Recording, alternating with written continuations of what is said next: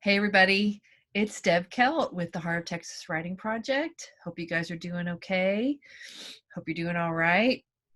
I'm super excited that so many people are watching these videos and starting to keep a writer's notebook.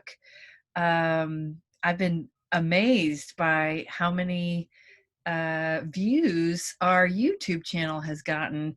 I don't even really know what that means, to be honest with you, but it's a lot and more than I ever thought. And I'm just really thankful and grateful, and mostly, though, excited that so many of you are watching and hopefully starting to pay attention in a writer's notebook. I think that's just really cool and makes me super happy to know that there's so many of you taking your ideas, taking your thoughts, and putting them somewhere permanent so they don't float away. So you can have your ideas in a place where they will live forever. That's very, very exciting. I wanted to share with you today, though, a strategy that might be helpful because I think for some of you, you've been keeping a notebook now for a while, and you've probably got a bunch of entries in your notebook. You probably have been paying attention over a stretch of time.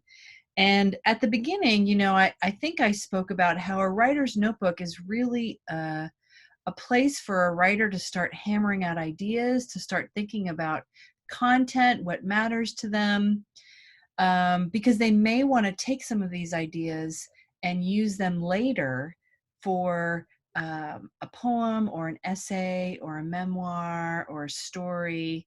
And I have a feeling that some of you might be starting to gather a lot of entries and maybe even thinking about what should I do with all this stuff, right? What should I make with all this stuff, right? That's a super exciting idea. And so when I start thinking about, what have I got in here, and what am I thinking about all this stuff? I like to go back to some of my entries and reread them, and I like to start asking myself some questions about what I've got to do some more writing about in my notebook based on some of the things that have already bubbled up, right? And I think this kind of layering is really great to do in your notebook because it helps you kind of pull your thinking in a different way. It helps you grow your ideas in a different way. It helps you see things that perhaps you didn't see on the first pass when you wrote about that topic.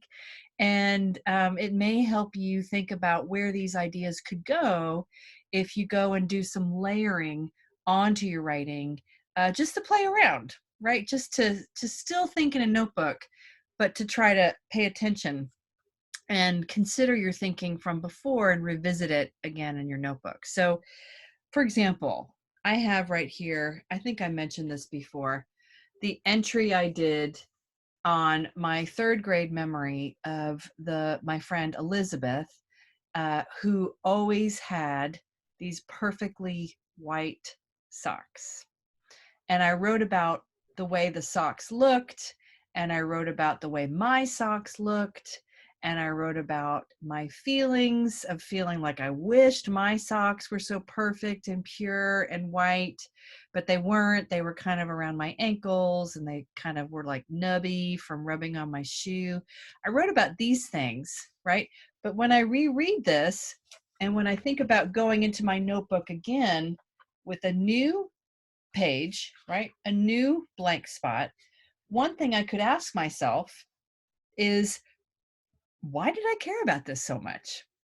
Why did this matter to me so much? Why is this memory so strong in my head?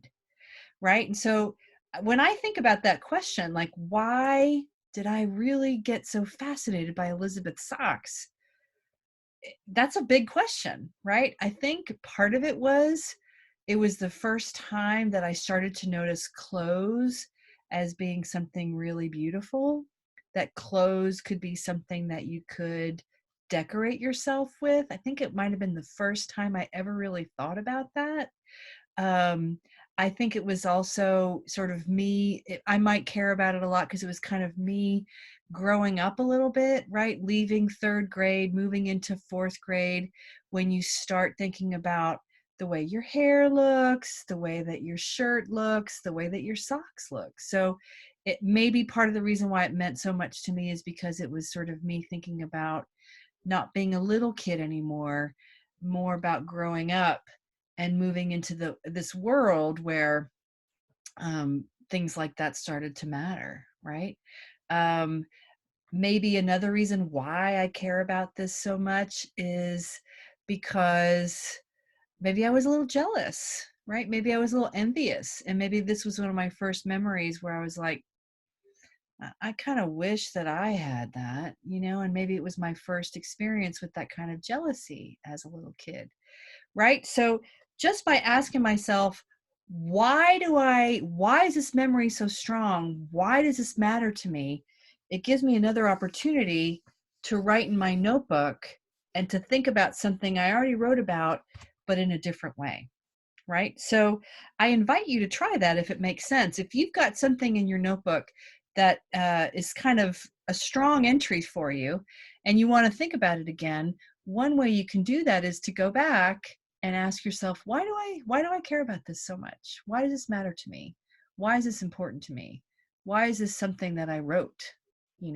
And see if asking yourself why helps you grow some thinking. Okay, just an invitation. um, if you don't want to try that, if you've got other things to do in your notebook today, then you should be doing those things. But if you do have some thinking that you're not quite ready to leave as an entry, you want to keep thinking about it and do more entries on it, asking yourself why could be a really cool thing to do. So um, see what happens. Mostly, though, I wish you a great day. I wish you a great writing session. I wish you lots of creativity and joy and fun in your notebook. And I hope that everything's okay where you are. And I look forward to talking to you again. Okay, writers? I'll see you later. Bye.